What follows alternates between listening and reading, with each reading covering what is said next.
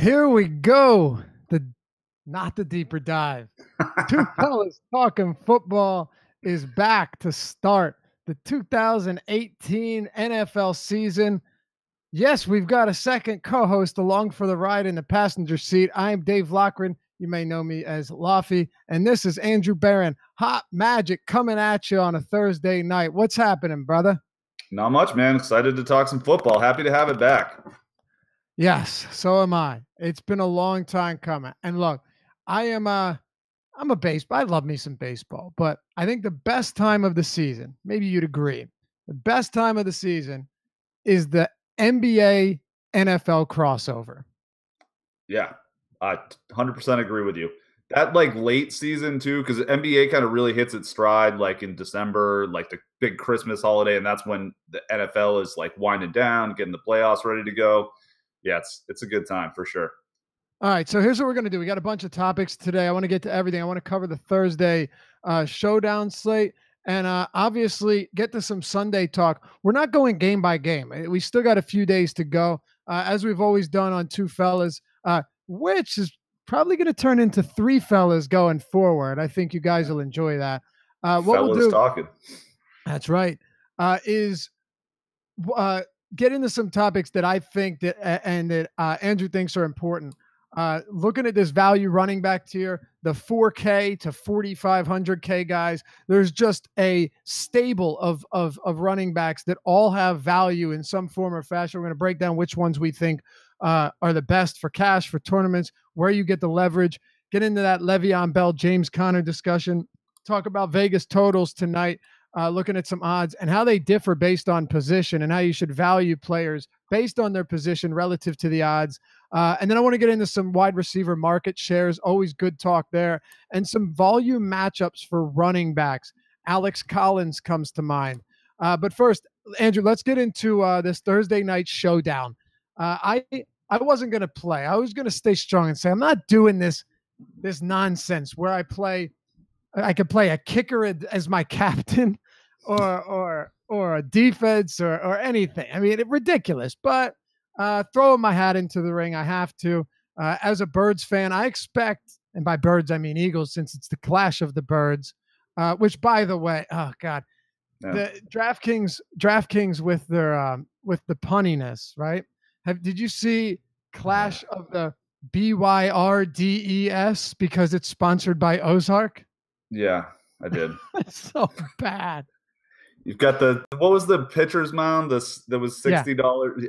Yeah, the pitcher's mound, $60.60. Getting cute there with the distance from the mound to the plate, and then there was they've done this so many times. It's like, all right, you do what you have to do, but yeah, BYRDS, which is the last name of the family in Ozarks. That, by the way.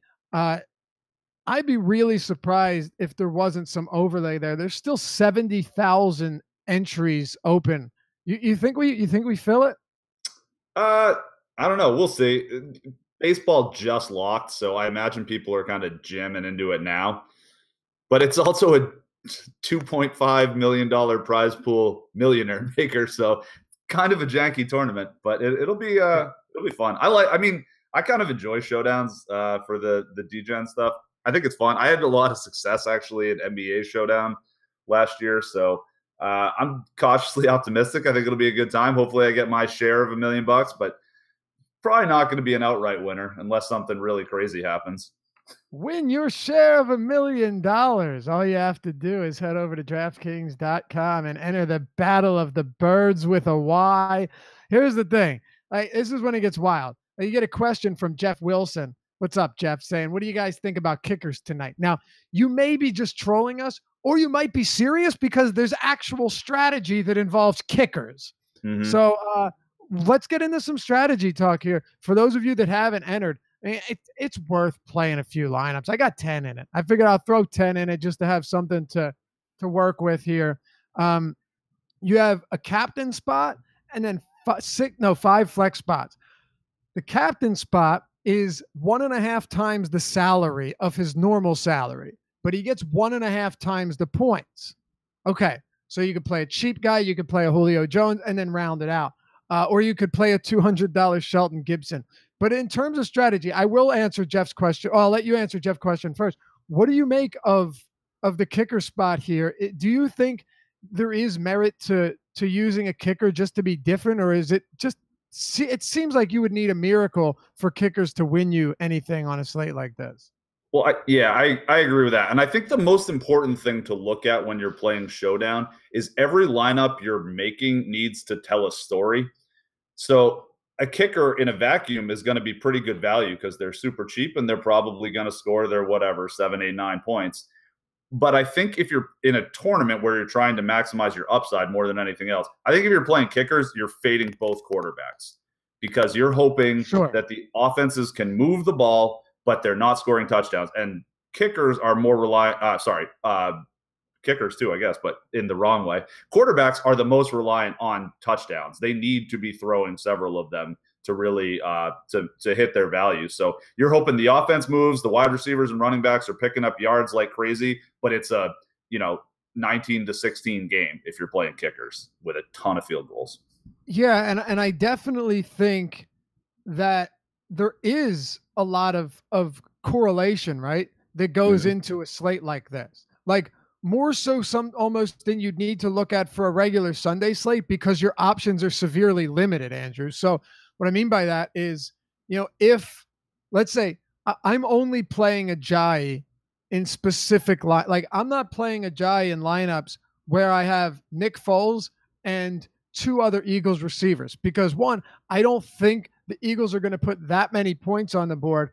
And in the event that Ajayi has a big game, let's say I have him as my captain, I don't think I'm going to get enough production from both the quarterback and two other pass catchers for him to be worth paying 1.5 the salary. And I think those kind of correlations are all over the map on a showdown slate like this.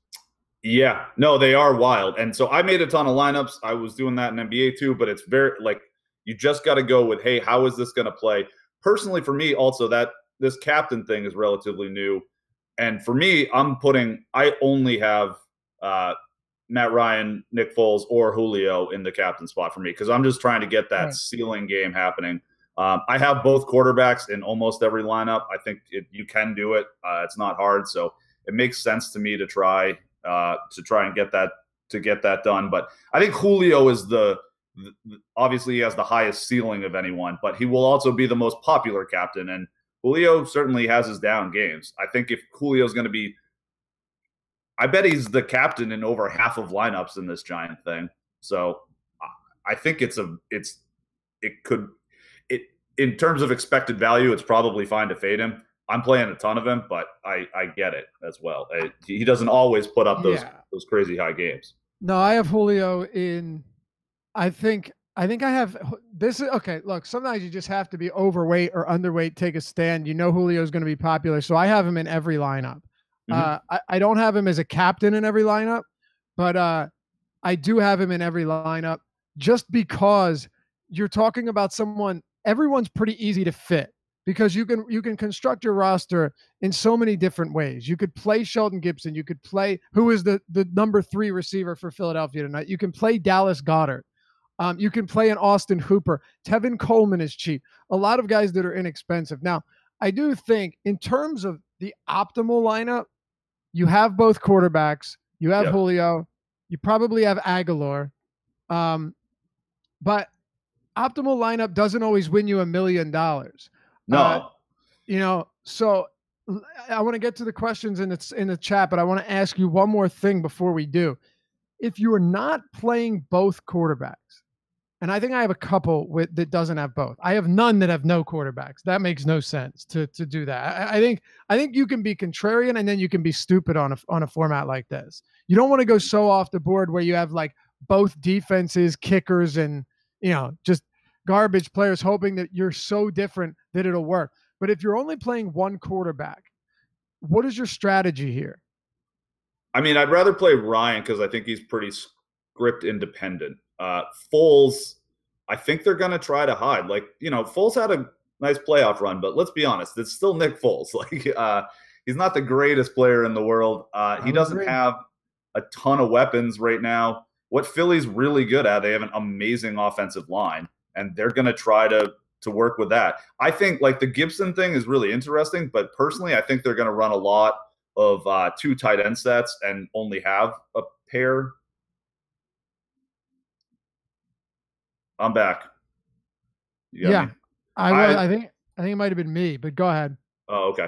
The Gibson thing I think is really interesting, but I think they are going to run a lot of two tight end sets and try to hide Foles a little bit. I think they'll try to run the ball. Optimally, that's their plan. So there is a scenario where Foles doesn't do much of anything. I don't think there's a scenario where Matt Ryan doesn't at least attempt a ton of passes, because I think if they Yeah, start winning, he's going to have thrown for some early. So I agree. And I think in the event that Foles doesn't do much, I do think yards are still going to be had. If you're in that mindset, I think you can look at guys like Ajayi and Clement and Ertz. Guys like Mike Wallace and Gibson would obviously be less enticing because you don't see that. Those are the guys that are, especially a Wallace, someone that's going to produce big play, downfield chunk yardage, not someone that's going to get you points, on each and every drive. Let's get to some questions here, Adam, Alex. Alex, Adam, Andrew. There's too many A's in my life, but we got some good ones. JM says, "Is it crazy to put defense in the captain spot?" Well, the thing here is, if you do that, what does the rest of your lineup look like if you're putting a defense in a captain spot, right? Because you're either playing all of that team, but if the defense has that much production and is winning it for you, then the offensive production is likely going to be somewhat limited. So I have a tough time seeing, maybe it could work, but I'm not sure how I would make that work, Andrew. yeah, I'm kind of with you.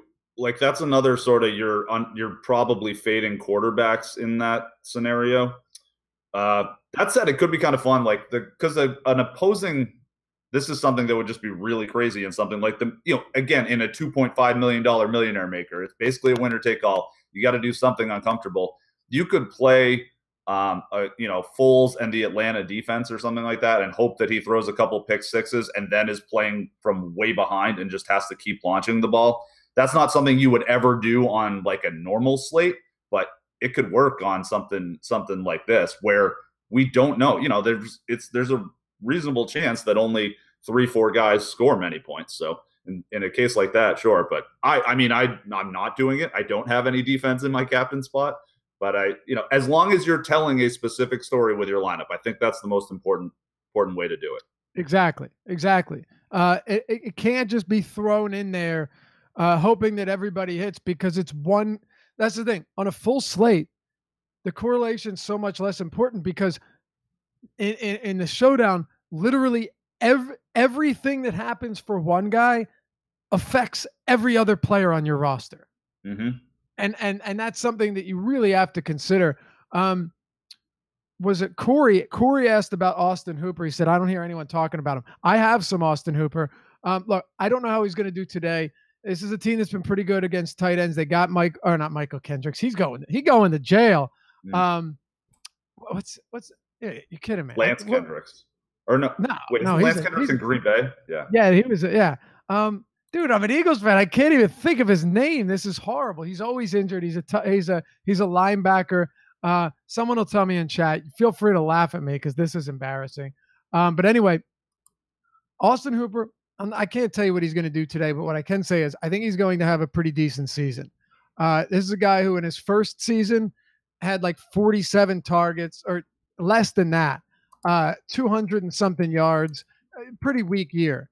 And then his second year, he tripled his targets, tripled his receptions, almost 526 yards, only 3 touchdowns. But yeah, tight ends generally take a little while to mature and evolve in the National Football League. And I think Hooper could have a decent year. But tonight, he's a dart throw, just like a lot of these other lower end guys. And I think he's a bit negatively correlated with the Atlanta wide receivers. So maybe in a lineup where you're fading Julio, you're hoping that they move the ball fine and like Devonta Freeman's running off chunk yardage, and then Hooper's gets the red zone look. That's really what you're hoping for there. I was just going to say, Julio's the guy who could give you, the 150 yards, all of which come in between the 20s, and then Hooper racks up the touchdown. It's definitely possible, but I don't think he's a core play. I do like Jordan Hicks, by the way, is who I was talking about. I do like I like Tevin Coleman though, Andrew. I think Tevin Coleman could produce in a game where they're behind, where it's tied, or they're ahead. There's an avenue in which he can produce in all of them. Yeah, I'm with you. I like Coleman a lot, and we sort of talked about this pre-show, but the Philly front seven is just so beastly. It's really hard to just straight up run on them, like when they know it's coming on like first and second down kind of stuff. So that it's a tough goal for Devonta Freeman, and I think where you're gonna rack up the bigger plays is kind of when they're not expecting it, and sort of in those passing downs and some of that longer yardage situations where Coleman is more often the guy around. I think you're right. I think that when you are going to be able to get that yardage on Philly, it's when they're not looking for it. So, Yep. Yeah, I worry about that defensive line. Like I think that's a line that they can definitely plug up any holes. But Coleman's definitely capable of producing other or elsewhere. Anything else on this game? On I say this slate, but it's really just a game. Any other strategy ideas that you have? Well, will you be playing some $200 Shelton Gibson? Will you be playing some Dallas Goddard? Talk to me about any real cheap guys you might be using here, or anything else you want to add on this. yeah, that's the world we live in now, man. The slate can just be a game.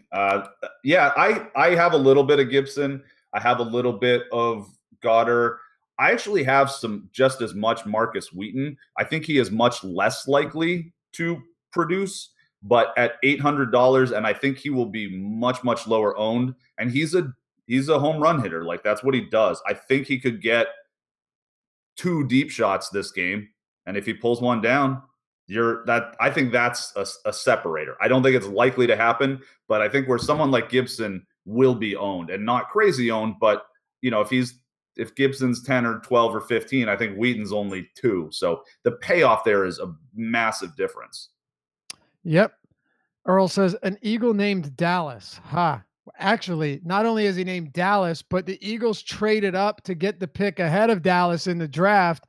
And David Akers came out and blasted the Dallas Cowboys fans in Dallas during the draft and then picked a guy named Dallas. So, yeah, there's certainly a story there. There That's has so been. Philly, just like, Oh, it yeah. is. It's great. Oh, it's great. There's been some weather here, too. It looks like it's all scattered storms. I mean, I'm like 20 miles outside of the stadium. Looks like all scattered storms, not something I would worry too much about. All right, let's talk a little bit about Sunday's slate. We'll get to any of your questions. You want to throw them in the YouTube chat or on Twitch. We'll get to all of them. So the value running back tier is one spot that I keep coming back to for research. I keep coming back to it every time because you just have a litany of guys who could produce this week. You have James Conner, assuming he gets the start, Royce Freeman, Rex Burkhead, Peyton Barber if he gets the third down work over Rodgers or Jones, who's been, just terrible. James White, Carlos Hyde for any slate, even week one. Dude, this is a really deep value core or value tier at running back. And I didn't even mention Jordan Wilkins, who could start if Marlon Mack is out. And Naeem Hines was so bad in the preseason and training camp that this guy's work is probably going to be limited as well. So there's legitimately 6-7 guys down there that could put up really decent weeks for their respective price points. Yeah, there certainly are. There's a lot to choose from, and that tends to happen because DK puts out the salaries a month before the season starts. So for week one anyway, it's tough. At least it's not as egregious as it used to be, where they've generally made the backups that have a reasonable shot to play some. They price them all around 4,000 or 4,500. It's not 3K anymore, which is nice. But I think Connor is the real obvious one. Lev, probably he's going to show up. He's going to collect his check, but I'm not sure he gets into the game. He hasn't been with them at all. He still isn't reported. He might show up tomorrow on Saturday or Sunday. I don't know when the latest he possibly can is and still collect his check, but he's going to come and do that. So I think Connor's going to get a ton of work. He's playing against Cleveland, really good offensive line, really bad defense he's playing against. It's the stupid Browns. They're going to be terrible again. I think any notion we had that they might not be has been dispelled by Hard Knocks. And I think really? Connor makes the most sense. I don't think they're going to be bad this year. I think they're going to be a 500 team. I don't think so, but their conference is terrible. Yep. like, okay, so here's something that like is really important with the Browns. They literally have not had a semi-competent quarterback in a long time. Tyrod Taylor might not be Aaron Rodgers, but he's not a bad quarterback. Like Tyrod Taylor does not suck at all. No, I agree with Um, that. but I mean, you think of they've got a lot of offensive weapons, man. You got Juice as like one of the best slot guys in the game. Josh Gordon, assuming he stays out of trouble. I think David Njoku is going to have a breakout season at tight end, and Carlos Hyde and Nick Chubb at running back, better than Isaiah Crowell, if you ask me. And you have like a pass catching back in Duke Johnson. Do you know last year Cleveland had this ranked 7th in run defense DVOA, and they allowed like the 6th fewest yards per carry, despite being down every game. You think they're going Right. to be that bad? Yeah, the reason they allowed very few yards per carry is because they had 8 or 9 guys in the box because they were getting their asses kicked. So they knew that the other team was trying to run on them. Their defense is still not good. I mean, Myles Garrett looks like a player. Maybe they get a little better. They lost Joe Thomas, who's like the best offensive tackle of all time. He retired. That guy was just a free square. You know, they've got some big names. They've got some fantasy guys. Tyrod Taylor's fine. Yeah, I agree. But I'm not sure I see it, especially with how bad their defense is. They're playing where they play the AFC West and the NFC South. That's not terrible, but I don't know. I'm not super optimistic. I still don't think they'll be very good. I think their coaching is poor. They got Greg. It's also a Greg Williams defense. Yeah, we'll see. That's solved a long time ago. I don't know. I have them in terms of wins. I have the Browns around. I said I think they could go 500, but I don't. I have them around 6 or 7 wins. I think that's pretty fair. They're not going winless again. They're not going to be a 2-team win again. Like I'd put I'll look under 6.5. Under 6.5. Well, I'll give you 5, and I'll give you 6. I'll give you 6. You just said you went from 500 to 6 or 7 to. Yeah, but I'm betting. But if I'm betting you and not some random sports book, I'm going to change it. Yeah, if you're willing to take 6.5, I'm definitely willing to take 6.5. You get at me when you want that. 6? You want 6? Not really. You said 500. It's all right. We can talk off air about this, but we do 6.5. Why not? All yeah, right, let's do it. Let's do it. We'll figure out the terms after the show. But anyway, that doesn't mean that I don't think James Conner is a very good play. All I'm saying is that I think this game. What's up? Oh, I'm just laughing that this all started from James Conner. Oh, I know. I think the game's going to be close, though. I do.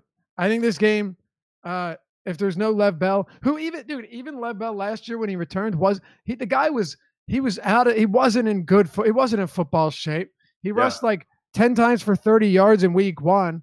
He averaged like 3.8 per carry on the season. Like he was not efficient last year. And that offensive line is awesome too. So it's weird that happened. But yeah, if he didn't get 38 touches a game, he would have been a very big disappointment from a fantasy standpoint. Mm-hmm. Totally agree. If he wasn't scoring. But the spread on this game is 4 points. And I think that's reasonable. I think it's reasonable. And I see this being a game where Connor is getting like would you be surprised if Connor saw 20 touches? Because I wouldn't at all. No, I think you'd expect that at this point, to be honest. Yeah. You're talking about a football team that really concentrates on a core group of players. You were expecting Lev Bell, you were expecting Antonio Bell and Juju Smith-Schuster. Maybe James Washington gets into the mix once in a while. If Vance McDonald's healthy, sure. He'll have a couple games here and there. But really, there's 3 guys. And that's how it's been, like with Martavis Bryant before, right? That's how this team operates. Yep. And I just pushed a projection update before we put on the show, and James Conner's the best value on the board now. It's up to like 18 and a half DraftKings points at 4,500. Like that's monstrous. So let's talk about some pivots here. If you're looking for leverage, if you're just looking to get different, Royce Freeman facing a Seattle team that I think, if you're just a casual football fan, you're like, oh, well, Seattle's a good defense. They're probably going to be very much pedestrian, middle of the road this year is what I expect to see from Seattle defense, really in both phases of the game. What do you think of a guy like Royce Freeman, who we know has taken over the number one spot over Devontae Booker?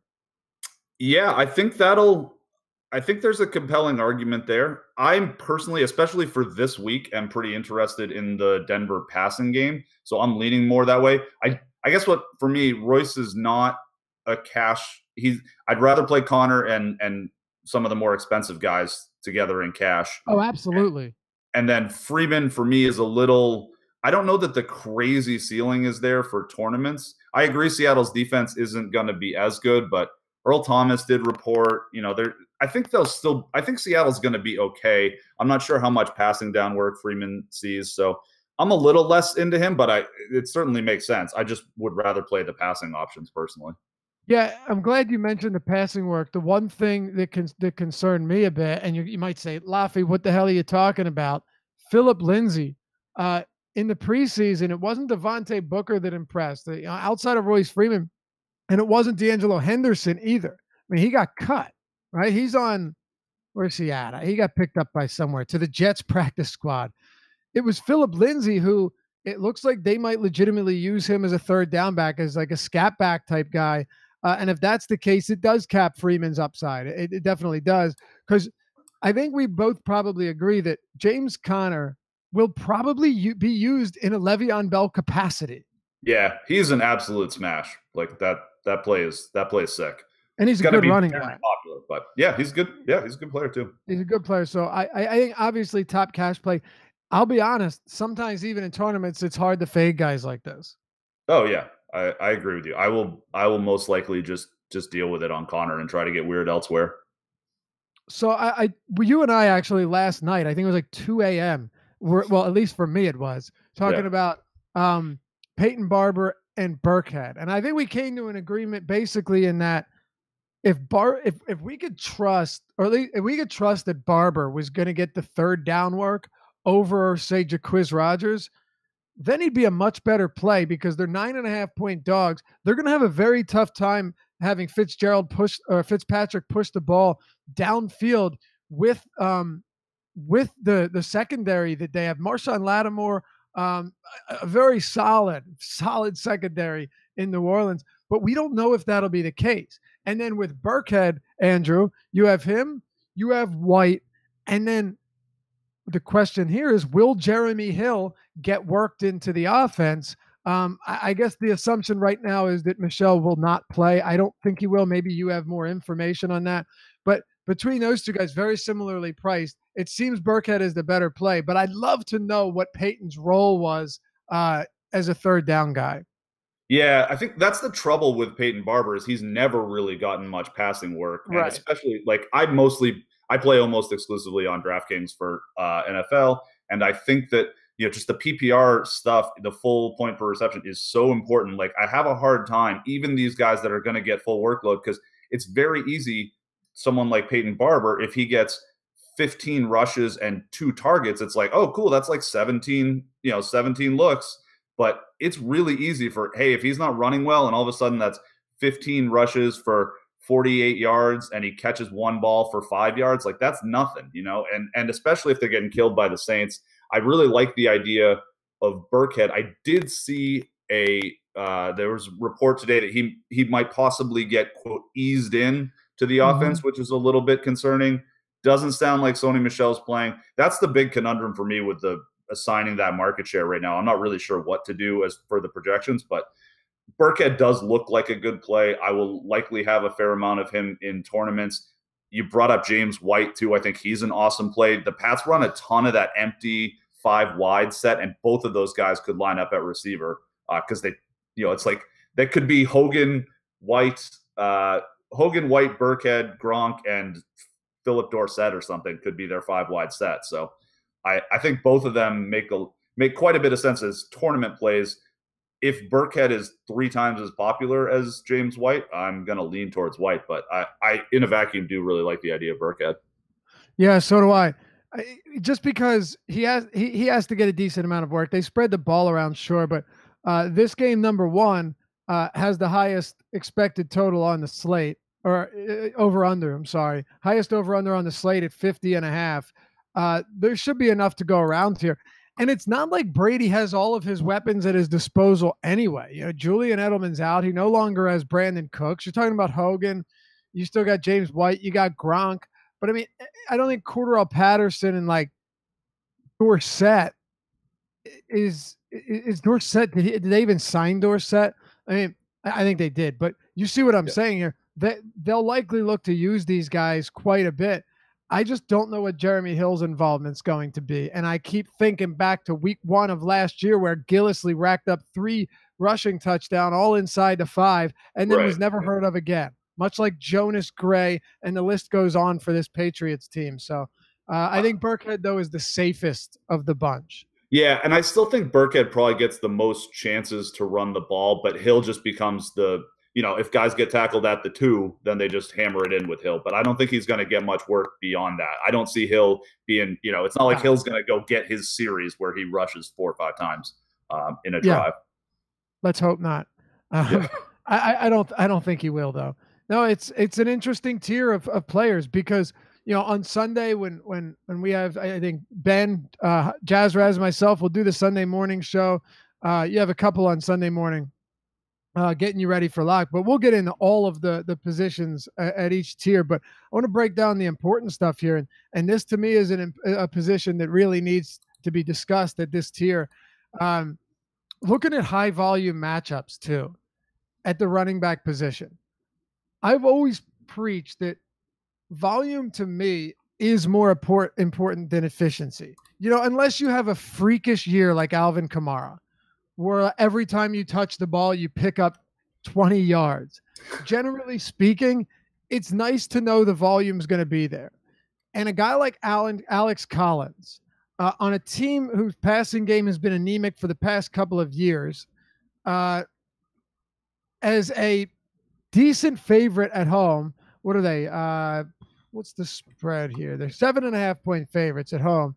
Not only that, Andrew, but the Bills have a 16.5-point implied total, very low over under. But Alex Collins seems primed to just rack up a ton of touches in a game like this where they're just burning away the clock.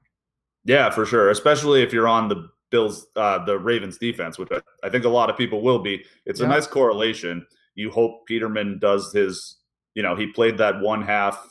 He's played one half, and I think it's literally the worst half ever played. I mean, 5 interceptions and a half is absolutely brutal. I don't think he's going to do that again. I will take the under on 5 interceptions. But in the half or the game. Yeah, right. If he's terrible, which he certainly could be. The other thing with the Bills, like they lost 3 of their 5 offensive line starters. Like they're going to be a train wreck this year. Peterman's probably really bad. The Ravens are still a fine defense, so they could put up a lot of points if they're running back pick sixes to start, and then Collins just salts away the game. Maybe he gets a score. I think this has, this has the makings of a potential like, wow, they scored 60 points combined kind of thing. It could happen. So I'm with you. I don't think Collins will be crazy popular either because there's a lot. We just discussed a lot of value, and there's also some monster studs in good matchups. Like David Johnson and Alvin Kamara are the highest projections on the week, and you can afford them because there's value. Yeah. And I'm generally not a big Alex Collins guy. Like he's someone that I wasn't huge on in seasonal leagues, like not huge really in most formats, but I'm willing to look at a guy and say, yeah, it's very possible that Alex Collins could get a ton of work here. Right. Mm-hmm. And you do have like a Buck Allen.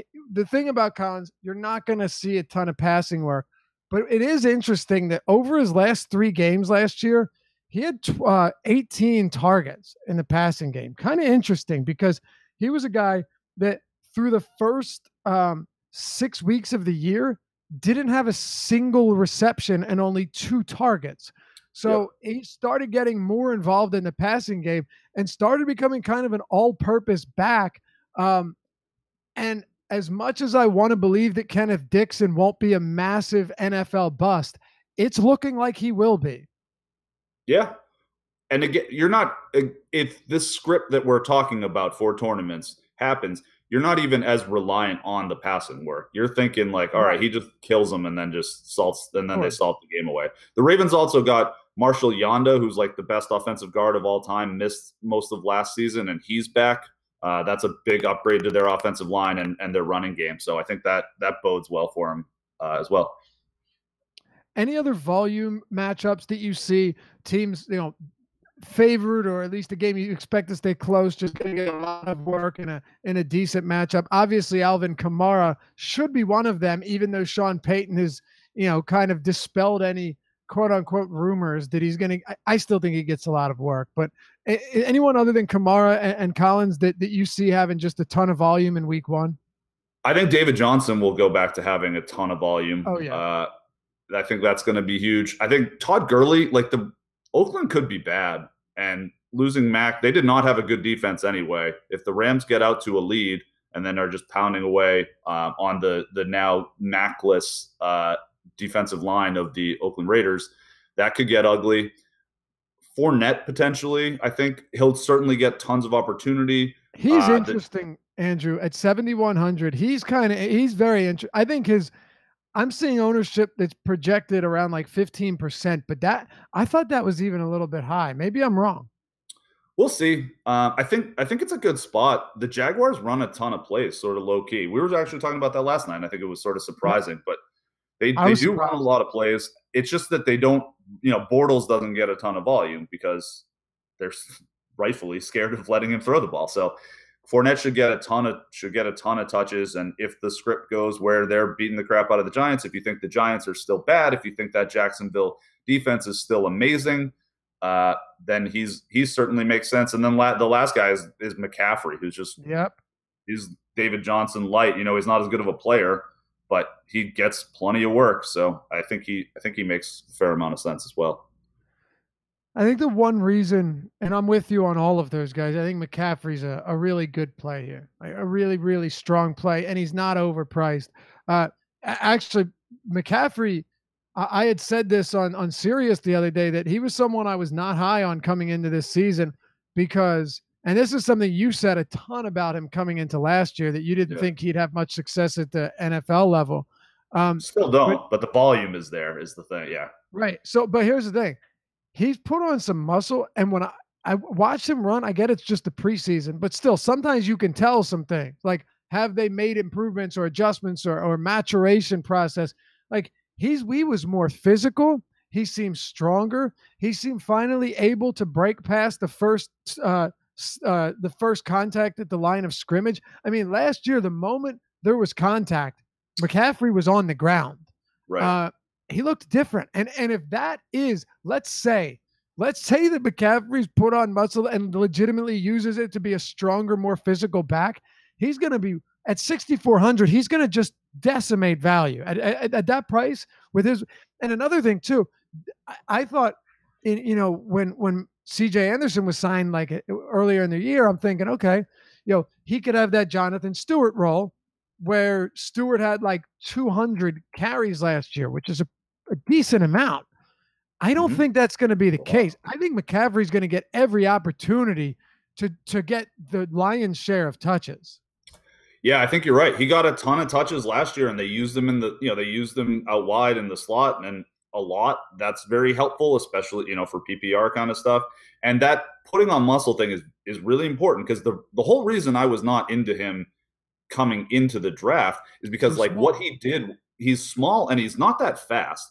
And you could see it in college. He looked amazing, but he can't outrun. He's reasonably quick. It's not that he's slow, but he's not the fastest guy on the field anymore. Like these defensive players are faster than he is. So he can't just outrun everyone. So once you get to the pros, that stops being the way that you do it. So him putting on some muscle and being able to absorb a hit or break a tackle every once in a while is going to be huge for him. If he can do that, that makes me a lot more bullish on his just prospects as an NFL player. Sure. What you're saying is when you're not the biggest guy in the NFL as a running back, you got to be one of the fastest. You better be. If you're not the fastest, you should probably be one of the biggest. Yeah. But one of the reasons I probably won't be going to Fournette is because Melvin Gordon's just another guy that I love and is used in every phase of every facet of the offense. Last year, Andrew, this dude averaged 23 looks per game, targets plus touch or plus carries per game. I mean, he's just used so frequently, no Mhm. matter what the score. Up by 20, down by 20, tie game, doesn't matter. Melvin Gordon's getting the rock in some form or fashion. Melvin Gordon to me is, you know, he really is one of the most consistently productive running backs in the NFL, and he's not even that expensive. Yeah. You're right. That's another one. I've got him projected for like 4.8 targets and Yeah. 19.7 rushes. The one thing that does happen to him sometimes is the Chargers' one weakness on offense. Their offensive line is not spectacular, and you would see that with him sometimes. And partially, it's hard to know. He was banged up a little bit last year, but he had a fair amount of like, oh wow, he got 20 rushing attempts, but it was for 38 yards. Like that happened a few times last year. So it makes me a little nervous, but I'm with you. Gordon's another totally fine play. Yeah. I like the Chargers. I'm a big Phil Rivers fan. I like the way they throw the ball. Keenan Allen's amazing. Tyrell Williams is huge and fast, and that's very important as a wide receiver. Mike Williams is back this year. I like I their love passing Mike game Williams. for tournaments this week, but with Gordon's also a totally fine play. But Yeah. I love just Mike Williams, man. Not even just this week, but I think he adds an element to this game that is going to be huge. Lone Wolf says, God, I hate Gordon, such an unspectacular player. You're not wrong. yeah, But again, volume to me just is more important. And if this guy's getting 23 looks a week, which is what he averaged last year, yeah, sign me up. I'll yeah. I'll take that That's any day of the week. 6,800 too against the Chiefs stink. So Yeah, their I don't think their defense is going to be very good at all this year. I nope, definitely No, not. I wouldn't be surprised if the Chargers run away with the division. I think the Chargers are the second best team in the AFC. But that doesn't like the AFC stinks. There's like It's 7 teams bad. in the NFC that are better than the Chargers, but Oh, it's bad. It's bad. Let's look at some market share data for wide receivers here. Obviously, we know, like, I'm not going to get into Antonio Brown, right? We know that AB is going to see a lot of ownership, and he's going to have like a 40% market share, something ridiculous. But it's close to it's over 30. I think he has obviously the yeah, highest target projection on the week for us. yeah.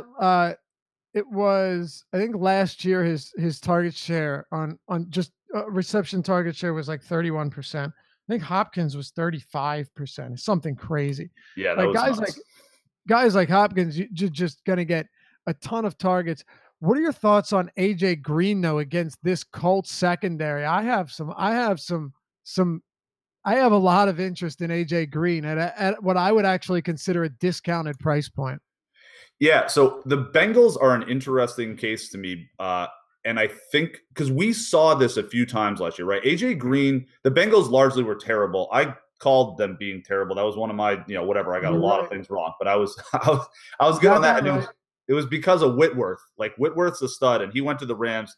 The Rams, remember Gurley couldn't run at all 2 years ago. All of a sudden they get Andrew Whitworth, and they're awesome. The Bengals lose Andrew Whitworth, and they're a disaster. They still They don't have a beefed that very lineup though.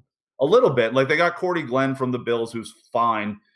It's still going to be a weakness, but the Colts don't have a pass rush. So I think AJ Green, and Dalton is terrible under pressure. That's the big thing. So when with a bad offensive line and a good Right. pass rush against him, Dalton and Green don't have time to do their thing.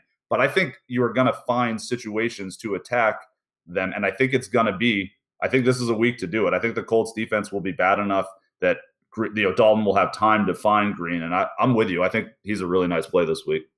What are your thoughts on Mixon? Would you play like? Is this a spot I've heard people talking about rostering Dalton? Would you Would you go with an all out offensive assault with this Bengals team? I think you can do that because Mixon is a pretty solid pass catcher type too. So it could work. John Ross is faster than Tyreek Hill. Like he is so fast. It's going to be Yep. wild to see if he's not if He he's worked with healthy. TJ Houshmandzadeh this year, who said, um, "You should. I would bet my house that John Ross is going to have a big year because he trained with me." He's literally John Ross is Chris Johnson fast, like CJ2K fast. He's Yeah. like up there Yeah. for fastest player to ever play in the NFL. It's Well, crazy. he broke the all-time 40 record, wasn't that him? I think he tied CJ2K's. I thought he broke it. I They thought he been broke it. might Let me have. see. They got better shoes now, but either way, it's Yeah, really fast. yeah. He was 4.22. Johnson was 4.24. Okay. Yeah, fat. Yeah, so he's very fast. He just has to learn how to play football. And that's the thing when we talk about someone fat, there are just crazy the levels of speed. Like your Deshaun Jackson types, very fast, right? Super fast guy. He ran about a 4.4. That's a quick wide receiver. Tyreek Hill is like probably the second fastest player in the NFL after John Ross. He ran, I think, a 4.3, right, which is way faster than all those 4.4 Deshaun Jackson burner types. John Ross ran a 4.2. Like he's so fast. It's crazy. Yep. No, it's wild. I want to know what your thoughts are as we talk about market share for wide receivers here. Stefon Diggs and Adam Thielen. Last year, Diggs saw 95 targets in 14 games. So let me work that out there. 95, 14, 6.8 targets a game. 6.8. They played only 14 games. So Thielen saw 143 targets. That's almost 9 a game. But no Case Keenum. You have Kirk Cousins. All the hype is around Stefon Diggs this year, even though Thielen was the guy that put up almost 1,300 receiving yards. Are you on the Diggs train as well? Yeah. I mean, Diggs is just more athletic. Thielen's awesome, though. Like, they're both really good players. They both project pretty similarly this week. I think Thielen has, slightly higher market share. I think it's like 8.7 targets for Thielen and 8.1 for Diggs. But Thielen's $600 more, about similar values. I think you can make a case for playing both of them. I don't know how San Francisco's like they've got a couple good defensive players, but they don't have a crazy pass rush. Most of their good defenders are more interior guys. So I think that Cousins, when he has time, which is going to be big because that Vikings offensive line is also that's not good. That's going to be interesting. I think like Vikings Bears games are going to be fascinating now with that Bears defense because the Vikings do struggle at tackle. So we'll see. I think this is a good spot for them. I think you can play them both. I think you can play both of them with Cousins in some tournament stacks. All right, so one more topic here before we head out and watch some Thursday night football. Get this season underway. Any bad chalk? Any chalk that you see this week just being bad chalk? Looking across the board at guys that are likely going to have a lot of ownership. I think there are a few examples of bad chalk, and I'm going to ask you about one. You can tell me. Could be around 20+ percent owned. I don't know if I'm feeling Keelan Cole here. Oh yeah. I think that's an easy fade in tournaments. I think it's a free square in cash. You kind of have to do it. The volume should be there, but it's very easy for me to see Keelan Cole get 7.5 points. And that's not winning you a tournament. So easily.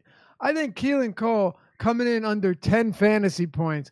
I think you could say like 50% chance under 50% over, honestly. Like this is Doug Marrone does not want to pass the ball, number one. Mm-hmm. Number two, it's not like after Marcus Lee went down that this team doesn't have any other receivers. Like Dante Moncrief just got paid $9 million to come there for 1 year. D.D. Westbrook has flashed some upside, and not even that he's good, but Blake Bortles seemed to target him quite heavily once he came back into action last year. They drafted DJ Shark relatively early in the draft. I mean, I don't know. I think Keelan Cole is the de facto number one, but I'm not expecting a lock for 10 targets either. No, I certainly am not. I think I would take the under on 10 targets. No, I think he's honestly, I think he's a pretty easy fade in tournaments. I think he's someone you've got to play in cash. I will probably, I'll have a couple shares of him in tournaments. I kind of like Odell oddly this week, just because I don't think he'll be popular at all because people are so scared of that Jags defense. But Ramsey and Bouye are also guys that they're not that fast. Like Odell can outrun them if he gets it in space. So he's always a threat to break a big one. And that's a nice correlation. You're hoping for a bit of a shootout there. Get a little Cole, get a little Odell going. But I think in general, yeah, that's not great looking chalk to me. I'm not in love with Royce Freeman as chalk either, honestly, just because of it's one of those running backs who, if he's not getting passing down work, it's very easy for him to fail. I agree. I agree. If he's going to be chalk, absolutely have no problem looking elsewhere. Um, one guy that I'm seeing expect to be around 15%, but I kind of like him. Oddly enough, if he can actually get out of the game with both of his legs intact. No, it's not one of Josh's family. Okay, I was low blow. Shout out to Josh's uncles. Jordan Reed. I look at the tight end position, on the 1 through 4 o'clock games, which you have 12 games. Mm-hmm. It's just not that deep. Gronk is a monster. I get it, but my roster construction doesn't really work to where Gronk is in my lineup or Kelsey for that matter. And I have a lot of respect for the Chargers defense. I think Reed at a cheap price, if he's healthy, is kind of an interesting play because he is one of the most athletic and talented players at his position when he's not banged up. What are your thoughts? No, Jordan Reed's been a monster in the past. I actually think he could come in a little under that because I think people are scared of the health. But yeah, he's off the report. The Arizona also does not have the muscle badger anymore. What is this? Oh, honey badger. The Tyrann Mathieu got.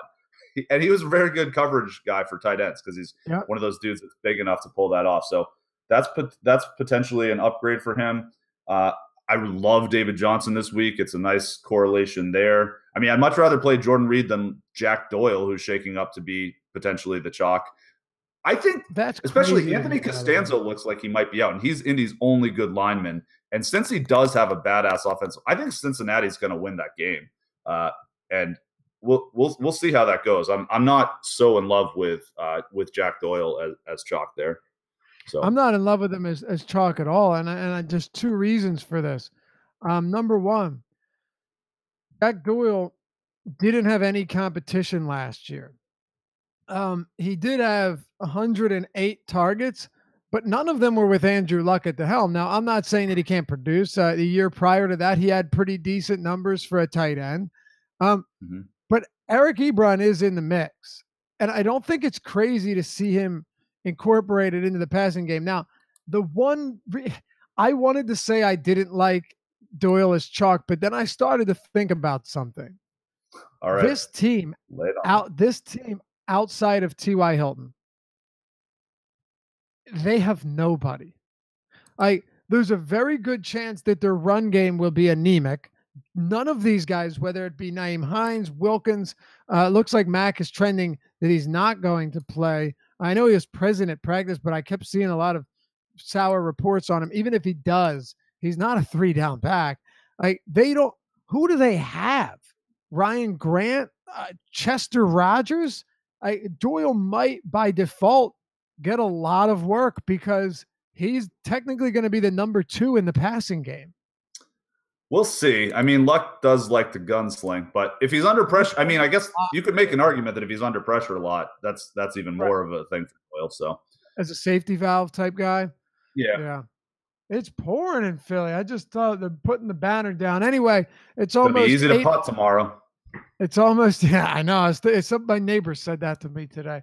It's almost 8:15. We'll let you get to the game. Thanks as always for watching Two Fellas Talking Football. We'll be back with you next Thursday. It'll be 1, 2, 3 fellas talking football. Ben, Ross, and Jazz Raz will be with us breaking down week 2. And we'll be back with you on Sunday as well. A whole morning worth of shows to get you set, prepped, and ready for Sunday afternoon, week 1 of NFL. Andrew, hot take for week 1. Give it to me. Is it hot to say that Cincinnati is going to beat Indianapolis? I think I like that take a lot. Cincinnati. Okay. All right. Here's my hot take. Cleveland covers and wins outright against Pittsburgh in week 1. There's a hot take for you. So screw cover. They win outright. How do you like it? How do you like on a walk-off field goal? Yeah, that'll do it. All right. We'll talk to you guys soon. This is Two Fellas Talking Football. Andrew Barron, Dave Loughran. You follow us on Twitter at the handles below. Hit us up anytime you'd like. Good luck tonight. Good luck this weekend. We'll see you back here next Thursday.